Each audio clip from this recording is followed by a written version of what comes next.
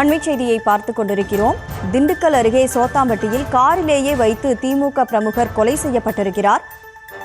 இது தொடர்பான அண்மை செய்தியை பார்த்துக் கொண்டிருக்கிறோம். கூடுதல் விவரங்களோடு செய்தியாளர் வசந்த் இணைப்பில் இருக்கிறார். வசந்த், வணக்கம். எதற்காக அவர் கடத்தப்பட்டாரு? எப்போ கொலை செய்யப்பட்டாரு? என்ன நடந்தது?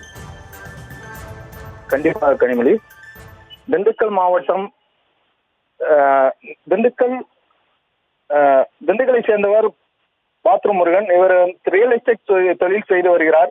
இவருக்கும் திண்டுக்கல் பகுதியில் உள்ள மேட்டுப்பட்டி காளியம்மன் கோவில் திருவிழாவில் இவருக்கும் மற்றொரு தரப்பிற்கும் முன்னுரிமை கூறப்பட்ட நிலையில் தற்போது அவர் வீட்டின் முன்பு நேற்று நின்று கும்பல் அவரை கடத்தி சென்றுள்ளது. இது தொடர்பாக காவல்துறையினர் விசாரணை செய்து வந்த நிலையில் இவர்கள் பாலமேடில் பதுங்கி இருப்பதாக தகவல் கிடைத்துள்ளது. இதையடுத்து அப்பகுதி சென்ற போது கோவால்பட்டி அருகே இவரை கடத்தி வந்த கும்பலை பார்த்த காவல்துறையினர் அவர்களை விரட்டி சென்றுள்ளனர்.